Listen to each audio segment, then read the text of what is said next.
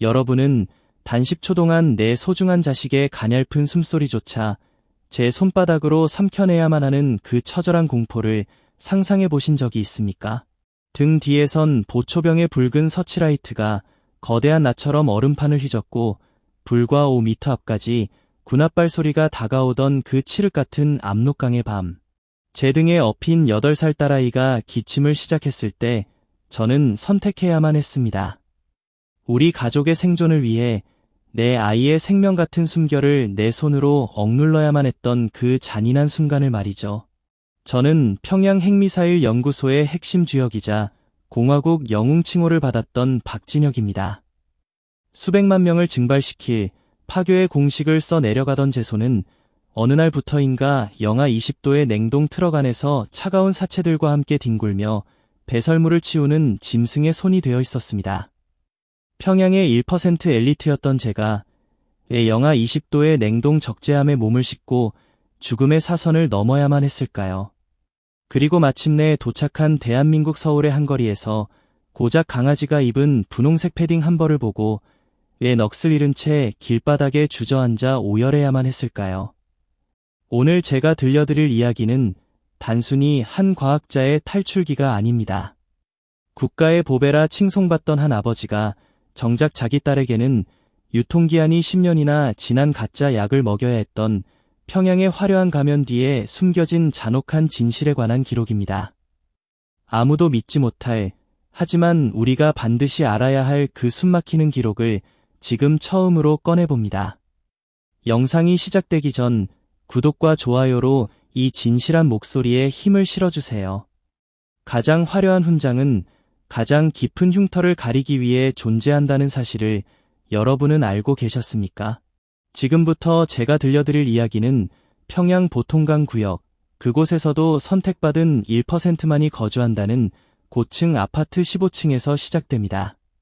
창밖으로는 만수대 의사당의 웅장한 실루엣이 내려다 보이지만 당시 우리 집안을 채우고 있던 것은 승리의 환호가 아닌 숨막히는 적막뿐이었습니다. 저는 북한 핵미사일 개발의 핵심 주역으로 불리던 박진혁입니다. 거실 한복판에는 공화국 영웅 칭호와 함께 장군님께 하사받은 번쩍이는 훈장들이 진열되어 있었죠. 하지만 그 훈장들이 내뿜는 차가운 금속 광채는 우리 가정이 처한 비극을 더욱 선명하게 비출 뿐이었습니다. 겉으로는 남부러울 것 없는 핵심 계층이었지만 그 속은 이미 시커멓게 타들어가고 있었거든요. 집안 곳곳에는 당의 특별한 배려로 하사받은 일본제 코끼리 밥솥과 독일제 냉장고가 당당히 자리 잡고 있었습니다. 외부인이 본다면 아마 평양판 강남의 화려한 풍경이라 생각했을 겁니다. 하지만 그 속살은 어땠을까요? 하루에 고작 4시간도 채 들어오지 않는 불안정한 전력 때문에 그 비싼 냉장고는 그저 덩치 큰 수납함으로 변해버린 지 오래였습니다. 제가 냉장고 문을 열 때마다 코끝을 찌르는 건 신선한 식재료의 향기가 아니었습니다. 오랫동안 방치되어 눅눅해진 곰팡이 냄새와 정체모를 비릿한 금속 냄새, 그리고 텅 빈 공간이 주는 허무한 공기뿐이었으니까요. 연구소에서 퇴근에 무거운 코트를 벗으면 제 옷깃에서는 항상 날카로운 오존 냄새와 정전기 섞인 탄내가 진동했습니다. 수천 도의 열을 견뎌야 하는 미사일 엔진 시험장에서 온종일 사투를 벌이다 배어든 말 그대로 죽음의 냄새였죠. 제 아내 순영은 제가 돌아올 때마다 그 냄새에 미간을 찌푸리면서도 말없이 옷을 받아 털어주곤 했습니다. 아내의 손등을 볼 때마다 제 마음은 갈기갈기 찢어지는 것만 같았습니다. 평양 1%의 사모님이라는 번지르르한 직함이 무색할 정도로 그녀의 손은 늘 거칠게 터져 있었거든요. 배급받은 조악한 비누 한 조각조차 아까워 얼음장 같은 찬물에 빨래를 도맡아 했던 고통스러운 세월의 흔적이었죠. 어두컴컴한 거실, 촛불 하나의 의지에 저녁상을 차리는 아내의 구부정한 뒷모습 위로 창밖에 기만적인 야경이 겹쳐 보였습니다. 극심한 전력난으로 온 도시는 죽은 듯 암흑에 잠겼지만 오직 김일성 동상과 주체 사상탑만이 전기를 독점한 채 기괴할 정도로 밝게 빛나고 있었습니다. 그 부조리한 광경은 마치 우리 가족의 비참한 삶을 비웃고 조롱하는 것만 같았습니다. 가장 높은 곳에 살면서도 가장 낮은 곳의 썩은 냄새를 맡아야 했던 그 모순을 저는 매일 밤 삼켜내야만 했습니다. 저는 식탁에 멍하니 앉아 제 두 손을 내려다보았습니다. 이 손으로 말할 것 같으면 대륙간 탄도미사일 ICBM의 재진입 기술을 설계하고 핵탄두의 정밀한 기폭 장치를 다듬던 이른바 신의 손이라 칭송받던 손입니다. 단 0.001mm의 오차만 있어도 보위부원들이 당장이라도 들이닥칠 것 같은 살얼음판 같은 긴장 속에서 저는 매일같이 수백만 명의 목숨을 한순간에 증발시킬 수 있는 잔혹한 파괴의 공식을 써 내려갔습니다. 국가를 위한다는 명분 아래 제가 한 일은 결국 거대한 죽음을 설계하는 것이었죠. 그런데 정말 기가 막힌 사실이 무엇인지 아십니까? 정작 그 위대한 손을 가진 제가 사랑하는 8살 딸 은미의 밥그릇에 얹어줄 고기 한 점을 구하지 못하는 것이 바로 평양의 현실이었다는 점입니다. 아빠, 오늘도 옥수수밥이야? 고기 반찬은 언제 먹어? 학교에서 미제 승냥이를 때려잡자는 호전적인 노래를 목청껏 부르고 돌아온 딸아이의 순진한 물음이 들려왔습니다. 그 순간 제 심장은 마치 날카로운 송곳니에 깊숙이 물린 듯 격렬하게 요동치기 시작하더군요. 갑자기 심박수가 빨라지면서 손바닥에는 기분 나쁜 식은땀이 축축하게 배어 나왔습니다. 저는 도저히 딸의 해맑은 눈동자를 똑바로 쳐다볼 수가 없었습니다. 명색이 국가의 영웅이라는 아버지가 만드는 것은 세상을 지옥으로 만들 거대한 불꽃인데 정작 내 자식의 뱃속을 채우는 건 씹기도 힘든 거친 옥수수 찌꺼기뿐이라는 사실이 제 이성을 사정없이 난도질했으니까요. 저는 문득 제가 매일 설계하는 미사일의 궤적을 머릿속에 그려보았습니다. 태평양 너머 어딘가를 정확히 겨냥한 그 궤적은 정교하기 이를 데 없었지만 정작 내 가족이 내일 무엇을 먹고 버텨야 할지, 이 어린아이가 언제까지 이런 가짜 풍요 속에서 서서히 굶주려야 할지에 대한 궤적은 그 어디에도 존재하지 않았습니다. 나는 위대한 과학자인가, 아니면 화려한 장식품이 주렁주렁 달린 가련한 노예인가? 라는 근원적인 의문이 머릿속을 맴돌 때마다 저는 목구멍까지 치밀어 오르는 뜨거운 구역질을 필사적으로 참아야만 했습니다. 체제의 정점에서 모든 특권을 누리는 줄 알았던 우리 일가족. 하지만 실상 우리가 발을 딛고 서 있는 곳은 언제 깨질지 모르는 얇은 살얼음판이었고, 우리가 마시는 공기는 충성이라는 이름에 질식할 것 같은 독가스였습니다. 평양의 밤이 깊어갈수록 제 머릿속에서는 복잡한 설계도상의 수치들이 아닌 단 하나의 치명적이고도 위험한 단어가 심장 박동처럼 강렬하게 울려 퍼지기 시작했습니다. 그건 바로 제 모든 생을 걸어야 할 탈출이었습니다. 국가를 위해 목숨을 바친다는 것, 평양에서 그 말은 얼마나 달콤하고도 잔인한 유혹입니까? 저는 제가 가르친 기술이 조국을 지키는 방패라 믿었습니다. 하지만 그 믿음이 산산조각 난 건 제가 가장 아끼던 제자 영호의 죽음 때문이었죠. 평성과학단지의 차가운 실험실에서 벌어진 그날의 사고는 제 인생의 궤도를 완전히 뒤틀어버렸습니다. 그날은 신형 미사일 엔진의 3차 연소 시험이 있던 날이었습니다. 0.001mm의 오차도 허용하지 않는 극도의 긴장감 속에서 엔진이 포유하기 시작했죠. 하지만 예기치 못한 압력 밸브의 결함으로 폭발이 일어났고 제 곁을 지키던 영호는 그 불길 속에서 산화했습니다. 그런데 말입니다.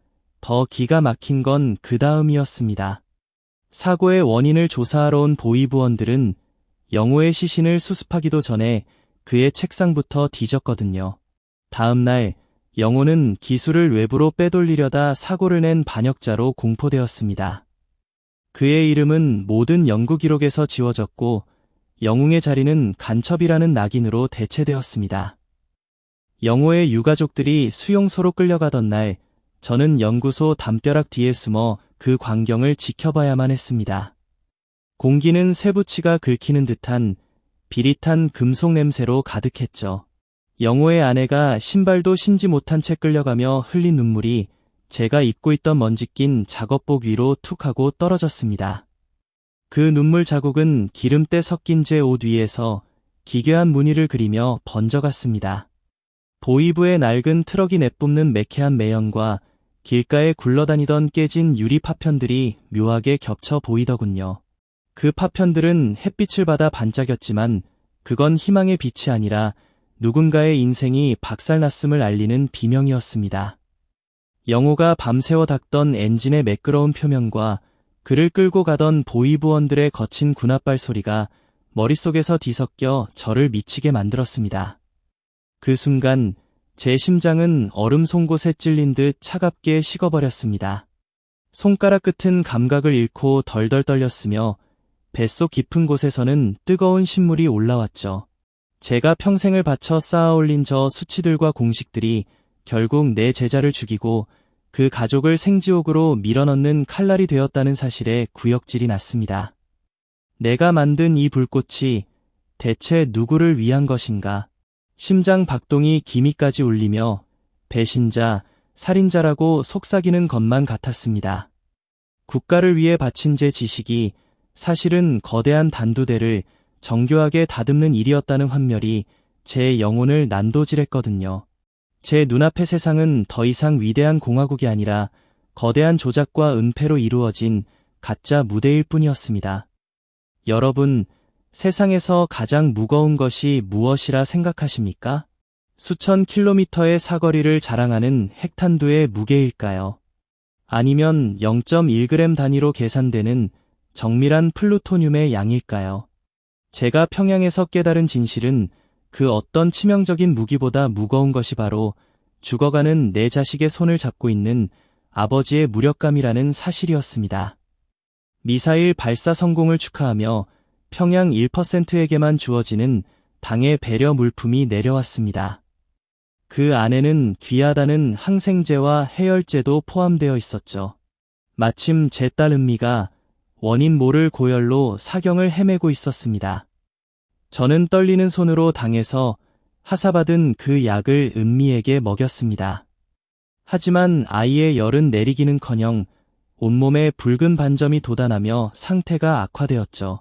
뒤늦게 약 상자를 돋보기로 확인한 저는 경악하고 말았습니다. 유통기한이 무려 10년이나 지난 성분조차 알 수 없는 가짜 약이었던 겁니다. 은미의 방 안은 아이의 거친 숨소리와 함께 들끓는 고열의 냄새로 가득했습니다. 마치 뜨겁게 달궈진 금속판 위에 찬물을 뿌렸을 때 나는 그 비릿하고 답답한 냄새 말입니다. 저는 유통기한이 적힌 그 조악한 약병을 쥐고 절규했습니다. 약병에서는 오래된 플라스틱이 부식되며 내는 키키한 악취가 났는데 그것은 마치 썩어빠진 우리 체제의 냄새와도 같았죠. 아이의 이마를 짚었을 때 느껴지는 그 뜨거운 열기는 제가 연구소에서 보던 미사일 엔진의 열기보다 더 무시무시했습니다. 촛불 하나에 의지한 어두운 방 안에서 아이의 창백한 얼굴 위로 흐르던 식은땀이 제 손등에 닿을 때의 그 서늘한 감촉을 저는 평생 잊을 수 없습니다. 밖에서는 핵실험 성공을 자축하는 폭죽 소리가 들려오는데 내 집 안에서는 유통기한 지난 약 한 알에 내 딸의 생명이 꺼져가고 있었으니까요. 그때 저는 깨달았습니다. 우리 조국은 핵탄두의 무게는 0.1g 단위까지 강박적으로 계산하면서 정작 우리 인민들의 생명 무게는 0g으로 여기고 있다는 사실을 말입니다. 미사일 발사 버튼을 누르는 것보다 힘없이 축 늘어진 딸의 손을 잡는 것이 수만 배는 더 무겁고 고통스럽게 느껴졌습니다. 가슴이 답답해지며 숨이 쉬어지지 않았고 눈앞이 흐릿해지며 세상이 빙글빙글 도는 듯한 현기증이 몰려왔죠. 나는 도대체 무엇을 위해 이 괴물 같은 무기를 만들고 있었는가? 라는 자책이 제 이성을 마비시켰습니다. 국가의 보배라 칭송받던 과학자가 정작 자기 자식 살릴 항생제 한 알 제대로 구하지 못하는 이 비극적인 모순. 그 순간 제 마음속에선 평생을 지탱해온 충성심이라는 기둥이 굉음을 내며 무너져 내렸습니다. 여러분, 누군가 내 등 뒤에서 내 숨소리의 간격까지 재고 있다는 기분을 느껴본 적이 있으십니까? 제자가 사라지고 딸아이가 가짜 약에 죽어갈 뻔한 뒤로 평양의 화려한 거리는 제게 거대한 창살 없는 감옥이 되었습니다. 이제 제 손에 든 것은 미사일 설계도가 아니라 우리 가족의 목숨을 담보로 한 마지막 탈출 경로였죠. 하지만 그 길을 설계하는 제 머리 위에는 보이부라는 거대한 그림자가 드리워져 있었습니다. 연구소 내부에 배치된 보이부 지도원 강소자는 평소 저를 공화국의 보배라 부르며 깍듯이 대했습니다. 하지만 그 웃음은 결코 따뜻한 적이 없었죠. 그가 제 어깨에 손을 얹을 때마다 저는 마치 뱀이 몸을 휘감는 듯한 불쾌한 전율을 느껴야 했습니다. 어느 날 그가 제 책상 위에 놓인 딸 은미의 사진을 빤히 들여다보며 내뱉은 말 한마디는 제 심장을 멈추게 했습니다. 진역 동무, 가족은 혁명의 기본 단위 아니요? 아이가 아프다던데 허튼 생각 말고 연구에만 집중해야 딸아이 미래가 밝지 않겠소. 그것은 명백한 협박이었고 제가 탈출을 고민하고 있다는 사실을 그가 이미 본능적으로 감지하고 있다는 신호였습니다. 탈출을 실행하기 이틀 전 저는 아내 순영과 은미를 데리고 옥류관으로 향했습니다. 마지막이 될지도 모르는 평양에서의 식사였죠.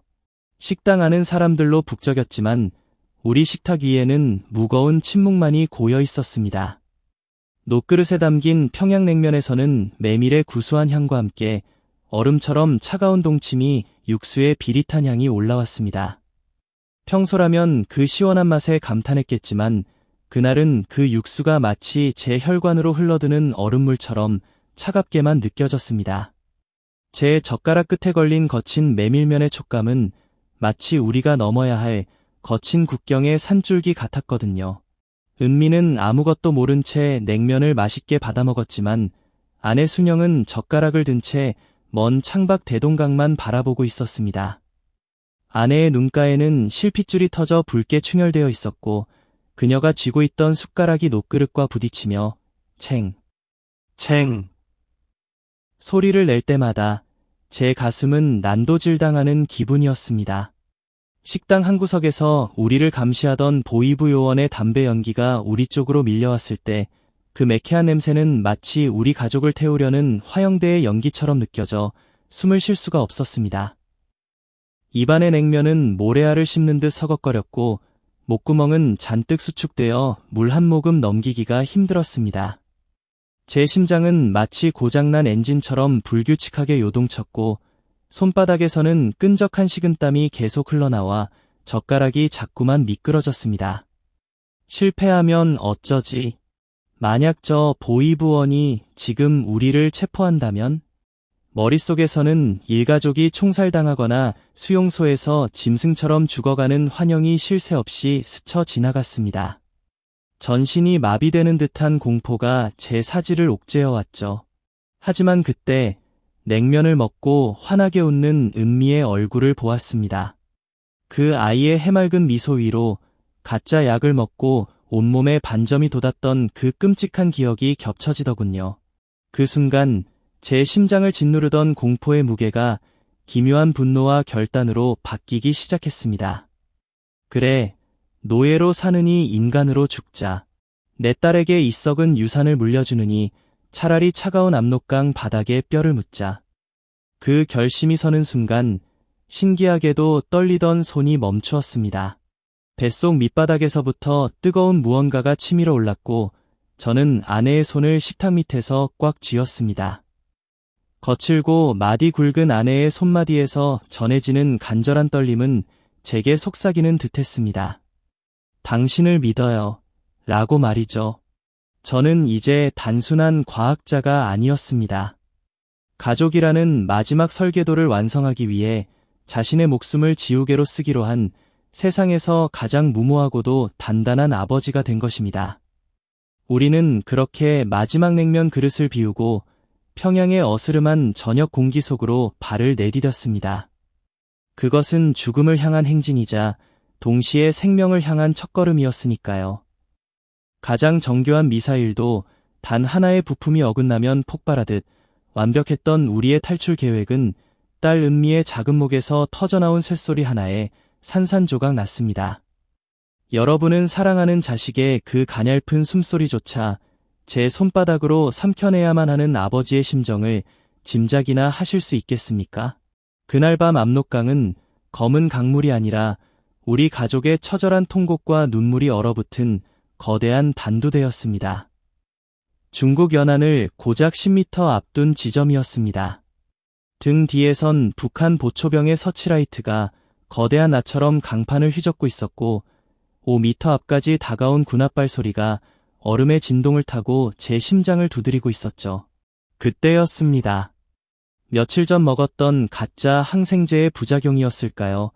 아니면 혹한에 터져버린 후두 경련이었을까요? 제 등에 엎인 은미의 목에서 꺽, 꺽 하며 쇠가 긁히는 듯한 거친 기침 소리가 터져나오기 시작했습니다. 정적을 깨는 그 날카로운 소리는 마치 보초병에게 우리 위치를 알리는 조준경의 레이저 신호와도 같았습니다. 저는 본능적으로 은미를 내려놓고 두 손으로 아이의 작은 얼굴을 간절하게 감싸 쥐었습니다. 새어나가는 소리를 단 한 점도 허용하지 않기 위해 손바닥에 온 신경을 집중할 때마다 제 영혼은 갈기갈기 찢겨나가는 것만 같았습니다. 본능적으로 살고 싶었던 은미의 작은 손은 제 팔뚝을 부서질듯 움켜쥐었고 그 절박한 힘은 제 뼈마디가 저릴 정도로 애처롭게 전해졌습니다. 장갑 너머로 느껴지는 아이의 가느다란 떨림이 차가운 공기 속에서 비명처럼 울려 퍼지는 것 같았죠. 서치라이트의 하얀 불빛이 우리 머리 위를 스칠 때마다 제 시야는 온통 붉은색으로 점철되었습니다. 썩은 비린내가 나는 강바닥의 얼음 냄새와 아이의 거친 숨결 속에 섞여 나오는 차갑고 시린 공포의 향기가 뒤섞여 제 이성을 마비시켰습니다. 아이의 코끝에서 느껴지는 가쁜 숨결이 제 손바닥을 뜨겁게 달구다 이내 서서히 잦아들기 시작했습니다. 주변은 고요하다 못해 기가 먹먹할 정도의 정적이 흘렀고 오직 멀어지는 보초병의 둔탁한 말소리와 제 귓가를 때리는 광기 어린 심장 박동 소리만이 세상을 가득 채웠습니다. 제발, 은미야, 제발 한 번만 참아다오. 제 입 밖으로 나오지 못한 그 비명은 가슴 안쪽에서 뜨거운 불덩이가 되어 제 내장을 태워버리는 것 같았습니다. 뇌세포 하나하나가 내 손으로 자식의 애처로운 숨소리를 억눌러야만 한다 라는 사실을 경고하며 비명을 질렀으니까요. 손가락 끝의 감각은 이미 사라진 지 오래였지만 아이의 생사권을 쥐고 있는 그 압력만큼은 소름 끼칠 정도로 선명하게 느껴졌죠. 온몸의 근육은 석고상처럼 굳어버렸고 식은땀이 눈으로 흘러들어가 시야가 따가웠지만 눈 하나 깜빡일 수 없었습니다. 그 찰나의 시간은 수만 년의 지옥과도 같았습니다. 핵탄두의 기폭장치를 다룰 때도 단 한 번 떨리지 않던 제 손이 희미해져가는 자식의 얼굴 위에서 사시나무 떨듯 진동했습니다. 보이부의 불빛이 완전히 사라진 뒤 손을 뗐을 때 힘겹게 저항하던 아이의 작은 손길은 이내 스르르 풀렸고 은미는 차가운 강판 위에서 깊은 잠에 빠진 듯 숨을 죽인 채 고요해져 있었습니다. 내 손으로 아이의 소중한 빛을 꺼트린 것만 같아 제 심장은 박동을 멈춘 듯 차갑게 식어버렸던 거죠. 저는 정신 나간 사람처럼 은미의 가슴에 귀를 갖다 댔습니다. 그 짧은 침묵의 순간 저는 신에게 빌고 또 빌었습니다. 차라리 지금 여기서 나를 죽여달라고, 제발 이 아이의 숨만큼은 돌려달라고 말입니다. 기적처럼 아주 미세하게 후 하고 새어나오는 아이의 가냘픈 숨소리를 들었을 때 저는 비로소 제가 살아있음을 느꼈습니다. 하지만 그 안도감 뒤에는 자식의 생명 같은 숨결을 제 손으로 억눌러야만 했던 그 처절한 기억이 제 가슴에 평생 지워지지 않을 흉터로 남게 되었습니다. 우리는 그렇게 반쯤 죽은 상태로 이름 없는 유령이 되어 중국 땅의 검은 흙을 밟았습니다. 사선을 넘으면 모든 고통이 끝날 줄 알았습니다. 하지만 중국 땅을 밟은 우리를 기다리고 있던 것은 따뜻한 환대가 아니라 사람이 사람을 사냥하는 또 다른 거대한 짐승의 왕국이었죠. 공화국 영웅 박진혁은 그날 압록강변에 죽어버려졌고 그 자리에 남은 건 신분도 이름도 인간으로서의 권리도 박탈당한 채 돼지보다 못한 취급을 받는 이름 없는 유령뿐이었습니다. 저희 세 식구가 숨어든 곳은 길림성 외곽의 어느 외딴 돼지 사육장이었습니다. 우리를 인계받은 브로커는 저를 보며 비웃더군요. 평양에서 핵을 만들던 박사라는 말에 그는 여기선 돼지똥이나 잘 치우는 놈이 박사보다 낫다며 제 손에 녹슨 사판자루를 쥐어주었습니다. 우리의 거처는 사육장 한 구석, 판자로 대충 가려놓은 좁고 축축한 구석방이었습니다. 낮에는 공안의 단속을 피해 꼼짝없이 사육장 바닥에 배설물을 쳐내야 했고, 밤에는 혹시라도 누군가 우리를 팔아넘기지 않을까 하는 불신 속에 뜬 눈으로 지새워야 했죠. 북송의 공포는 압록강의 추위보다 더 시퍼렇게 날이 서 있었고, 지나가는 트럭 소리 하나에도 우리 세 식구는 숨을 죽인 채 서로의 체온에 매달려야만 했습니다.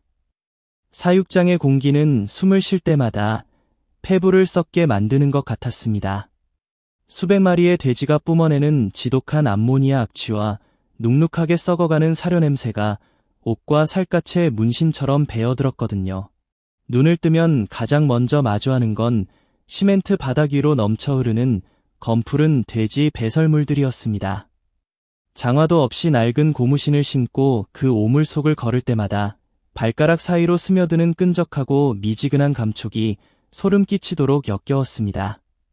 사료 찌꺼기를 먹고 살이 오른 돼지들은 우리를 보며 기괴한 울음소리를 내뱉곤 했는데 그 소리가 마치 너희도 우리랑 다를 게 뭐냐고 비웃는 환청처럼 들려왔죠. 우리가 머물던 방의 벽지는 습기에 젖어 검은 곰팡이가 피어올랐고 밤마다 천장에서 떨어지는 차가운 물방울은 제 뺨을 타고 흘러내려 마치 지옥의 눈물처럼 느껴졌습니다. 하루는 브로커가 던져준 식어 빠진 만두가 바닥에 떨어졌는데 흙먼지와 돼지 오물이 묻은 그 만두를 주워 은미의 입에 넣어주며 저는 보았습니다. 그 아이의 눈동자 속에 비친 제 모습이 평양의 영웅이 아니라 그저 먹이를 구걸하는 늙은 짐승에 불과하다는 사실을 말입니다. 공기는 비릿했고 제 손에선 평생 지워지지 않을 것 같은 지독한 똥냄새가 진동하고 있었습니다. 제 손을 내려다보았습니다. 대륙간 탄도미사일의 궤적을 그리던 단 0.1g의 오차도 허용하지 않던 그 예리하고 고결했던 손입니다. 그런데 지금 그 손은 무엇을 하고 있습니까? 손톱 밑에는 까만 때와 짐승의 분변이 가득 찼고 마디마디는 고된 노동으로 붉어져 나와 흉측하게 변해버렸죠. 제가 바닥에 떨어진 밥알을 하나하나 주워 올릴 때 제 머릿속에서는 제가 설계했던 미사일의 도면들이 파편처럼 흩어져 내렸습니다. 나는 과학자인가? 아니면 짐승인가? 가슴 밑바닥에서부터 뜨거운 수치심이 울컥 치밀어 올라 목구멍을 막았습니다. 심장은 수치심으로 비대해진 듯 흉벽을 거칠게 때렸고 전신은 모욕감에 짓눌려 납덩이처럼 무거워졌습니다.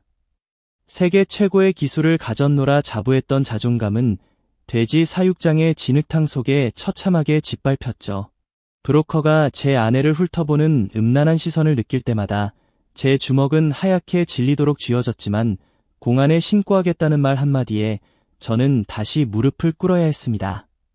그때 제 무릎을 타고 올라오던 그 서늘한 굴욕의 감각을 여러분은 아십니까? 뼈마디가 시멘트 바닥에 닿을 때마다 우드득 소리가 났고 제 영혼도 함께 부서져 나가는 것 같았습니다. 지식을 가졌으되 힘이 없는 인간이 얼마나 하찮은 존재인지, 체제를 벗어난 이방인이 얼마나 값싼 소모품인지 뼈저리게 느꼈거든요. 하지만 저는 죽을 수 없었습니다. 제 곁에서 오물 묻은 옷을 입고도 배시시 웃는 은미를 위해서라도 저는 이 짐승의 시간을 견뎌내야만 했습니다. 저는 다짐했습니다. 이 손으로 다시는 죽음의 무기를 설계하지 않겠노라고. 대신 이 짓밟힌 손으로 기어코 내 가족을 사람답게 살 수 있는 곳으로 데려가겠노라고 말이죠. 그것은 과학자로서의 마지막 남은 논리이자 아버지로서의 처절한 생존 본능이었습니다. 이제 우리에게 남은 길은 오직 하나, 한강의 불빛이 흐르는 그 낯선 자유의 땅뿐이었습니다. 돼지 사육장의 오물 속에서 보낸 6개월, 제 정체를 알아챈 한 선교사의 도움으로 마침내 대한민국 영사관으로 향하는 길이 열렸습니다. 하지만 그 길은 평양을 떠날 때보다 더 잔인했습니다. 중국 대륙 5,000km를 가로질러 동남아시아 국경으로 향하는 유일한 방법은 역설적이게도 제가 치우던 돼지들의 사체와 함께 냉동 트럭에 몸을 싣는 것이었으니까요. 영하 20도. 거대한 냉동 탑차의 철문이 닫히는 순간 세상의 모든 빛과 소리는 단절되었습니다. 사방을 가득 채운 건 갈고리에 매달린 채 돌덩이처럼 얼어붙은 돼지 사육신들과 코끝을 찌르는 지독하고 차가운 유지방의 냄새뿐이었죠. 하지만 그 지옥 같은 냉기보다 저를 더 공포스럽게 만든 건 제 품 안에서 떨고 있는 8살 딸 은미의 가느다란 숨결이었습니다. 차갑게 식어가는 금속벽에 기대어 앉아 저는 제가 입고 있던 두꺼운 손바지와 외투를 모조리 벗었습니다. 그리고는 야른 내의 차림으로 그 모든 옷을 은미에게 겹겹이 덮어주었죠. 과학자로서의 이성은 제게 경고했습니다. 이 온도를 맨살로 견디면 동상에 걸리거나 심장이 멈출 수도 있다고 말입니다.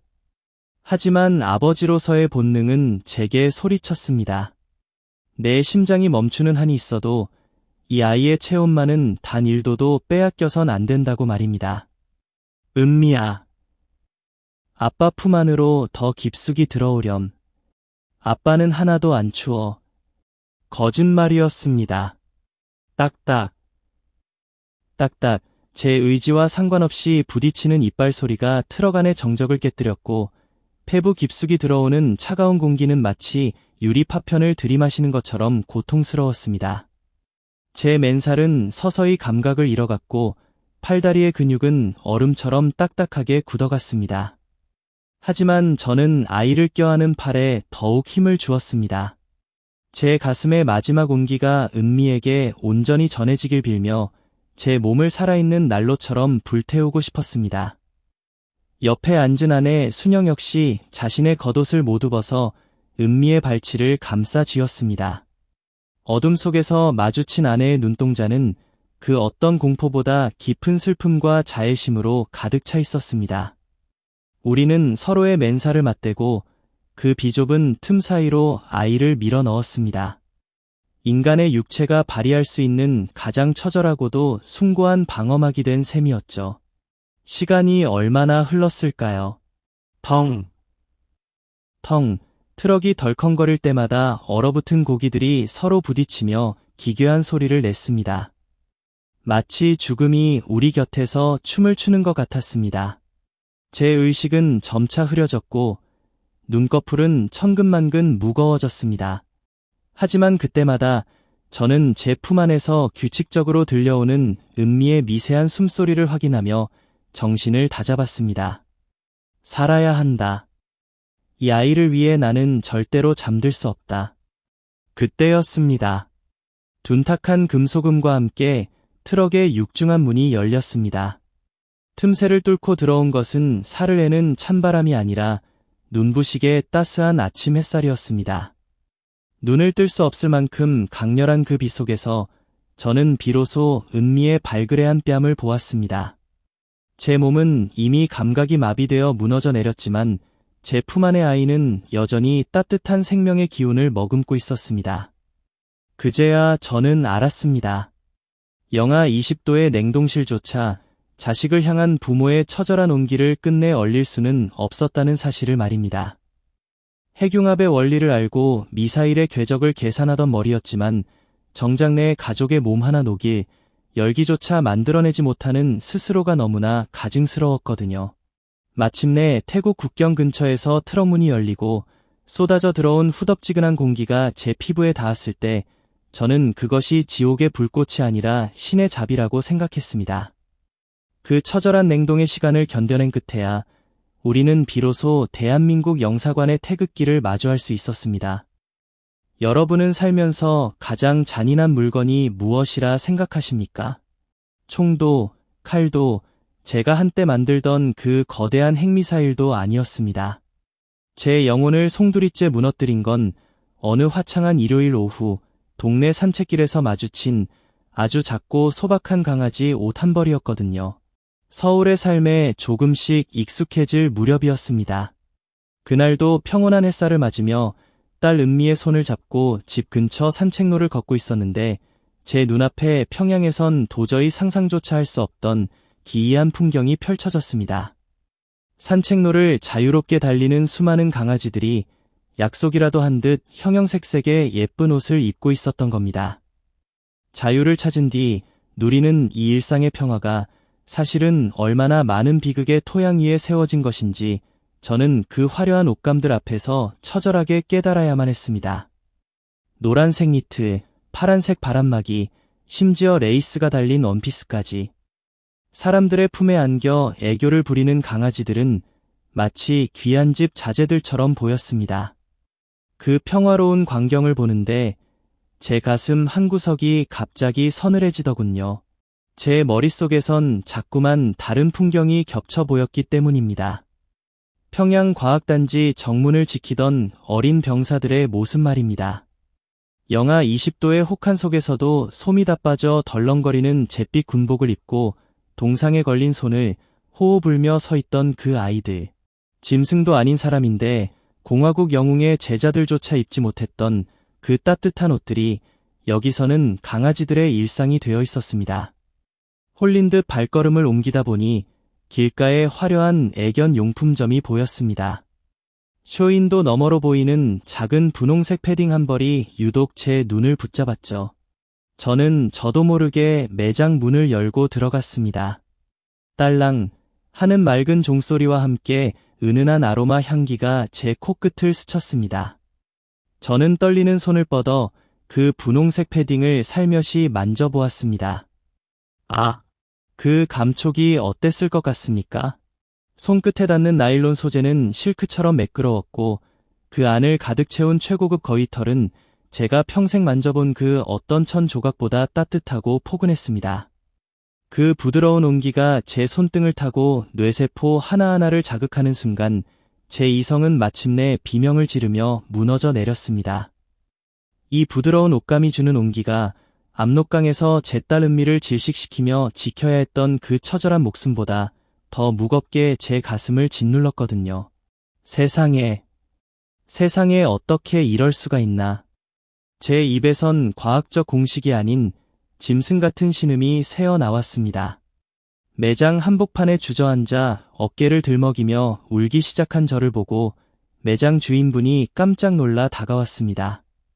평양에서라면 나약한 분자라며 손가락질 받았을 그 부끄러운 모습 앞에서 그분은 아무것도 묻지 않고 제 곁에 무릎을 굽히고 앉더군요. 그분은 자신의 주머니에서 깨끗한 손수건 한 장을 꺼내 제 거친 손에 쥐어주었습니다. 무슨 사연인지는 몰라도 이제 괜찮아요. 여기서는 울고 싶을 때 마음껏 울어도 됩니다. 라고 말이죠. 적국이라 배웠던 나라의 평범한 시민이 건넨 그 작은 손수건 한 장. 거기서 느껴지는 사람의 온기가 평생을 바쳐 충성했던 체제가 주었던 그 어떤 훈장보다 더 뜨겁게 제 심장을 녹였습니다. 제가 지키려 했던 조국은 저를 도구로만 여겼지만 제가 증오하라 배웠던 이 땅의 사람들은 저를 그저 슬퍼하는 인간으로 안아주었습니다. 그 모순된 감동 속에서 저는 비로소 깨달았습니다. 아, 인간이 인간답게 슬퍼하고 그 슬픔을 위로받을 수 있다는 것. 그게 바로 제가 그토록 갈구했던 자유의 실체였다는 사실을요. 저는 지금 도심의 한 카페에서 창밖의 평화로운 거리를 내려다보며 이 글을 마무리하고 있습니다. 누군가는 오늘 하루가 지루하다며 투덜대고 누군가는 친구와 저녁 메뉴를 고민하며 행복하게 웃고 있죠. 여러분, 우리가 매일 아무렇지 않게 누리는 이 소소하고 평범한 일상들이 사실 누군가에게는 목숨을 건 도박의 결과라는 사실을 알고 계셨나요? 0.1g의 핵탄두 무게는 강박적으로 계산하면서도 정작 사람의 생명은 0g으로 여겼던 그곳에서 오직 이 지루한 하루를 얻기 위해 사선을 넘었던 이들이 있습니다. 가짜 항생제의 사경을 헤매던 제 딸 은미와 냉동 트럭에 고기 덩어리처럼 실려왔던 저 박진혁처럼 말입니다. 저는 이제 세상을 파괴하는 과학자가 아닙니다. 퇴근길 마트에서 은미가 좋아하는 딸기 우유를 고르며 행복해하는 평범한 나만의 아버지입니다. 하지만 제 안주머니에는 여전히 평양에서 가져온 낡은 가족 사진 한 장이 들어 있습니다. 이 사진은 제가 다시는 과거의 차가운 기계로 돌아가지 않겠다는 약속이자 아직 북녘 땅에서 강아지 옷보다 못한 누더기를 걸치고 떨고 있을 수많은 영호들을 잊지 않겠다는 다짐입니다. 오늘 저녁 사랑하는 가족들과 따뜻한 밥 한 끼를 드실 때 이 이야기를 한 번만 떠올려 봐주세요. 여러분이 지금 짓고 있는 그 평범한 웃음이 사실은 얼마나 눈물겨운 기적인지를요. 그리고 그 소중한 가치를 지키기 위해 우리가 무엇을 해야 할지도 함께 고민해 주셨으면 합니다. 이 영상이 여러분의 가슴에 작은 울림을 주었다면 구독과 좋아요로 함께 해주세요. 여러분의 작은 관심이 모여 언젠가 북쪽의 우리 동포들도 옥수수 한 자루가 아닌 인간의 존엄을 꿈꿀 수 있는 날이 오기를 간절히 기도합니다. 긴 이야기 들어주셔서 진심으로 감사합니다. 지금까지 박진혁이었습니다.